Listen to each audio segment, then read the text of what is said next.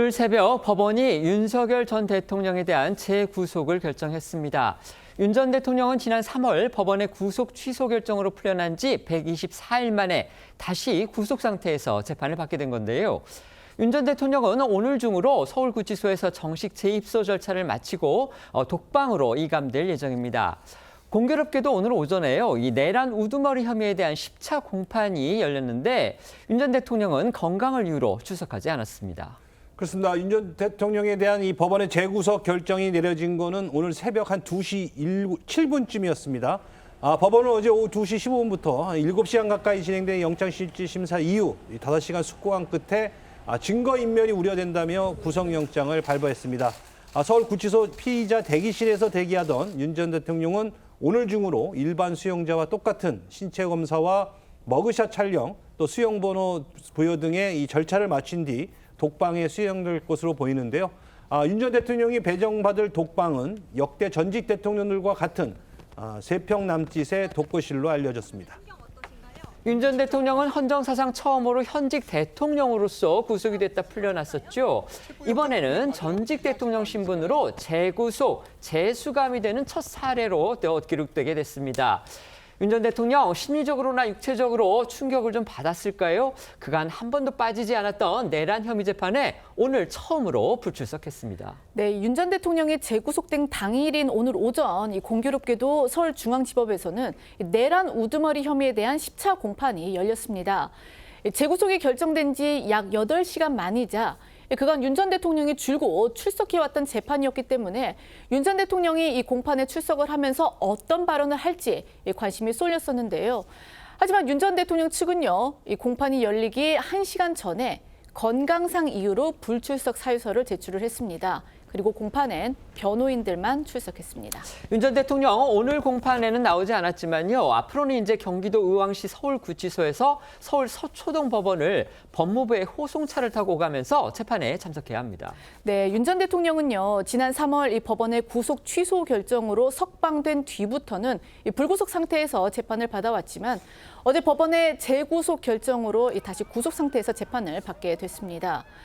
특검팀은 윤 전 대통령의 신병을 확보한 만큼 혐의 입증을 위한 수사 압박 수위를 더욱 높일 것으로 보입니다. 어제 이 영장 심사를 마치고 나온 윤 전 대통령의 모습 잠시 보시겠습니다. 오늘 두 번째 구속 심사 받으셨는데 신경 어떠신가요? 오늘 직접 말씀하셨나요? 소명은 직접 하셨나요? 혹시 총 꺼내라고 지시하셨나요? 체포영장 집행 받으라고 지시하신 거 아니신가요? 윤 전 대통령의 재구속을 결정한 핵심 쟁점은 역시나 증거인멸 우려였습니다. 특검팀과 윤 전 대통령 측의 엇갈린 주장 속에서 영장 심사를 맡았던 남세진 서울중앙지법의 부장판사는 윤 전 대통령한테 직접 3가지 질문을 던졌고요. 윤 전 대통령의 답변을 듣고서 결론을 내렸다고 합니다. 남 판사가 윤 전 대통령에게 한 3가지 질문은 강희구 전 대통령실 부속실장이 작성한 사후 계엄 선포문의 작성 및 폐기 경위와 대통령 경호처 직원들에게 총기를 보이도록 지시한 사실이 있는지 여부, 그리고 대통령 경호처에 비화폰 서버 기록 삭제를 지시한 적이 있는가였습니다.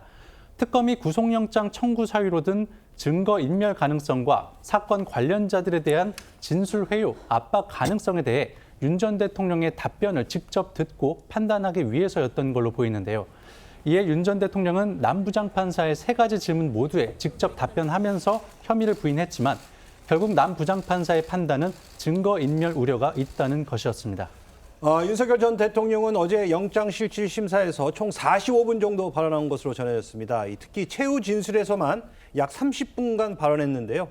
특검팀이 영장 청구서에 적시한 이 직권남용, 또 특수공무방해, 집행방해 등 이 주요 혐의를 적극 부인한 것으로 알려졌고요. 또 그 특검 측이 변호사까지 공격한다. 그러다 보니까 변호사들이 다 떨어져 나가는 고립무원의 상황이라 혼자 싸워야 한다면서 특검 측을 비판한 것으로도 알려졌습니다.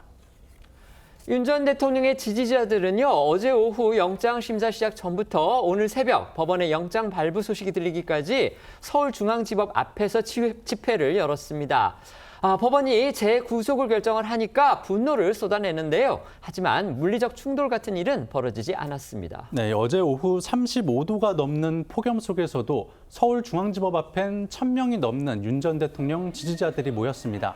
그리고 6시간 넘게 진행된 영장심사 이후에도 약 200여 명의 지지자들이 자리를 지키며 법원의 결정을 기다렸는데요. 이들은 새벽 2시가 넘어 윤 전 대통령의 재구속 소식이 들리자 망연자실한 기색을 감추지 못했습니다. 몇몇 지지자들은 눈물을 흘리기도 했고요.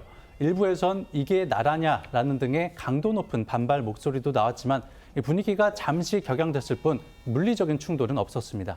법원의 영장 발부에 대해서 민주당 당연히 환영의 입장을 냈고요. 대통령실은 별도의 입장이 없다 이러면서 선을 그었습니다.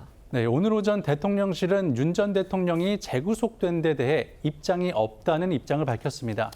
또 앞으로도 관련 입장은 나오지 않을 거라고 덧붙였는데요. 관련해 한 대통령실 관계자는 수사가 끝난 것도 아니고 과정 중에 있지 않냐라며 특검은 특검이 알아서 하는 것이라고 선을 그었습니다. 이처럼 특검과 거리를 두고 대통령실의 기조는 당분간 유지될 것으로 보이고요. 민주당은 윤 전 대통령의 재구속 직후 상식적 결정이라는 입장을 냈습니다.